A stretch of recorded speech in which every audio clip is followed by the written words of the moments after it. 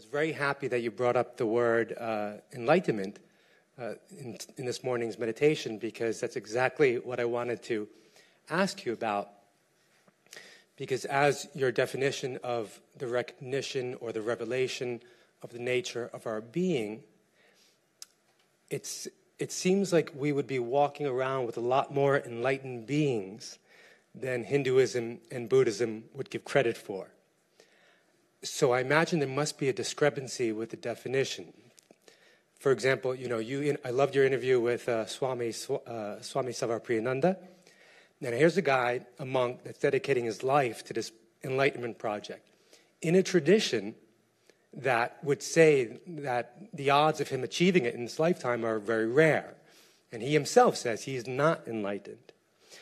So I don't want to be too provocative, but it would go a long way to dismiss the notion of an extraordinary, rare experience that this is. If, for example, you were to answer the question, are you enlightened? Only being is. No person is ever enlightened, and being is not enlightened, because being just is the light of the self. You see, it's Anthony. Yes. You're asking me something, Anthony. You're asking me about enlightenment. I tried to discredit the whole idea of enlightenment this morning. I tried to get rid of the idea that enlightenment is some extraordinary experience for 1 in a million people. I just don't think like that.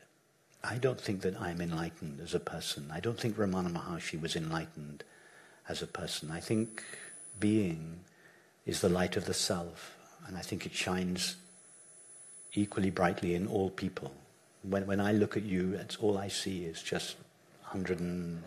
how many are we? 110, 120 enlightened beings.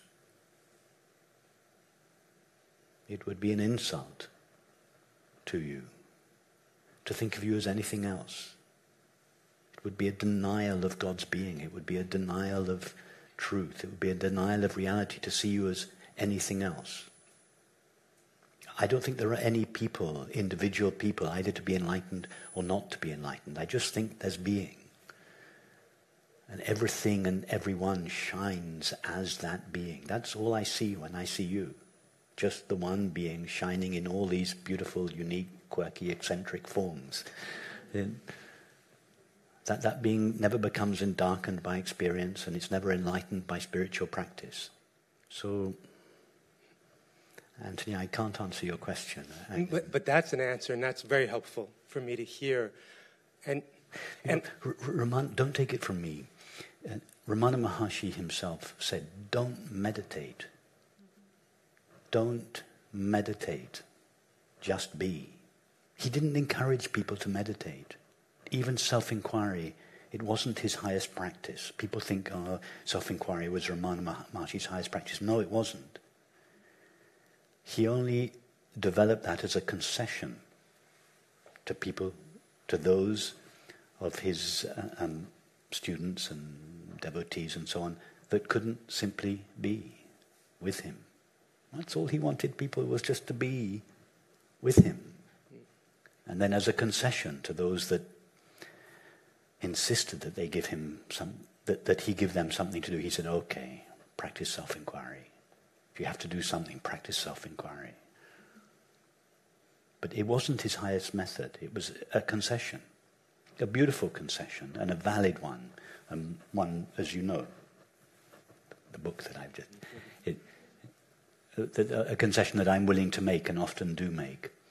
But as those of you that have been around the teaching for a number of years have realized, I make that concession less and less. 5 years ago, all we did was self-inquiry. Now, very rarely.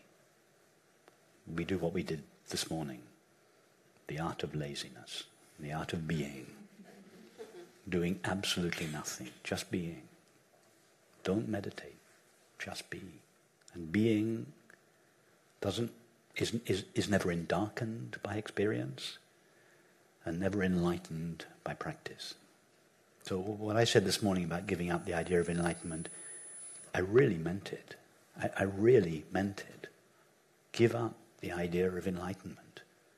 Because enlightenment is predicated on the belief that we are unenlightened individuals. That's blasphemy. That's very helpful, and I appreciate that direct answer. And I get it all conceptually. I get it all. The problem with me and a lot of us spiritual seekers is that, well, for me at least, I can speak for myself, I don't believe it. I don't necessarily believe it. I still identify very much with my limited, separate individual self. And to me, that's a practice. Anthony, to identify more and be established. Are you now having the experience of being? Yes. Tell us about it. This is fun, you taking me here, where I've watched you take others before. Okay. Okay. I'll try to take that all out of my mind. You just, when you say that, you avoid the directness of my question. It's a little avoidance, albeit humorous, but it's an avoidance of the question. That's why I want to try to approach. Why are you avoiding the question? Because you're afraid to go there. You, the person, are afraid to go there. You're right. Exactly. You, the person, will die when you go there. It's like the moth touching the flame. The moth should be afraid to touch the flame because it will die, but it will also get what it wants. So don't avoid the question. Tell us now about the experience of simply being. It is. Perfect. I am. I always am. It always is. I can't say when you say always, you're referring to the past and the future. You're moving away from being. Just stay with the experience of being. Try and describe it. I know it's difficult, but you're doing very well. Try to describe it. Don't refer to the past or the future. Say something true about it, apart from it is or I am.